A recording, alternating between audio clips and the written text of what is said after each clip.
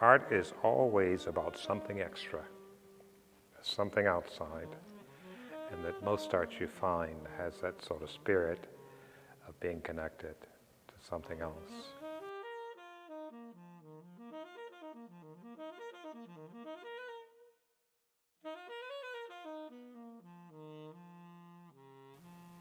I happen to have had a poster that was about an Indian picnic where that, to please the little prince or princess, who were outside, there was a string on the ground tied to a tree at which there were balls of cloth that were down.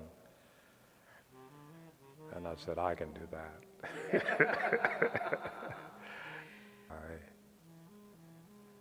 By referring to something or something elusive, it's just as artworthy as sort of making it very, very fixed.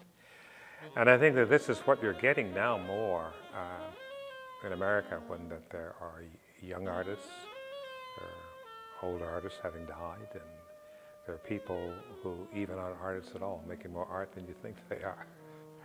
Yeah.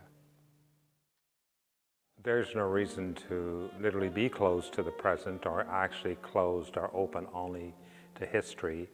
There's no reason to say, I'm just black. I'm all that I am.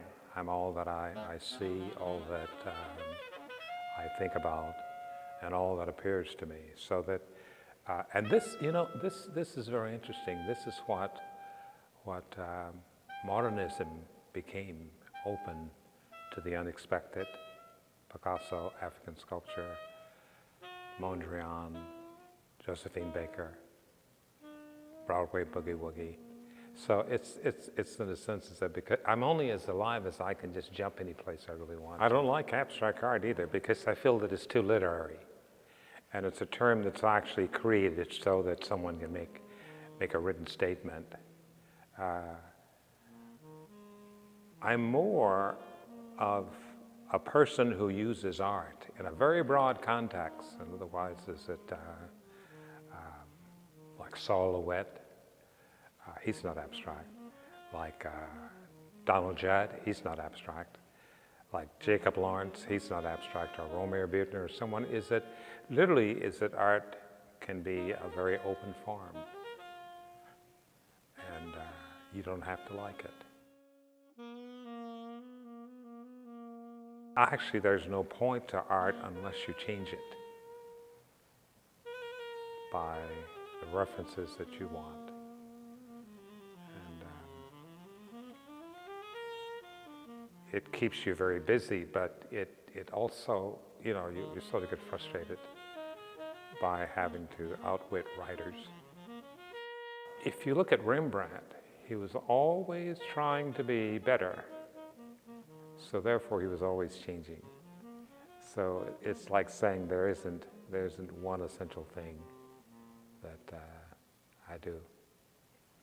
The earlier pieces came directly from the idea of putting paintings on the wall and establish a freedom about that interaction, and that they always depended on being very large in scale. I keep revisiting sculpture, and I find that I like the interaction. I wake up to what I'm really doing by doing other things. I don't fish, but I do read. And sometimes that you find is that it's not always the central moment, in a work of art that holds it together, but something that is actually casual, something that is around the detail. And so that it's in a way to look for a way of working in art at which that you can recall that. And I think that here are three people that are completely different. And here are three people that bring out different things of you. Steve, by always saving the plates, cutting the plates, and we reassemble the plates in order to make a print. And it's the working with this many printers, I can say one thing that happened to me: courage. Okay.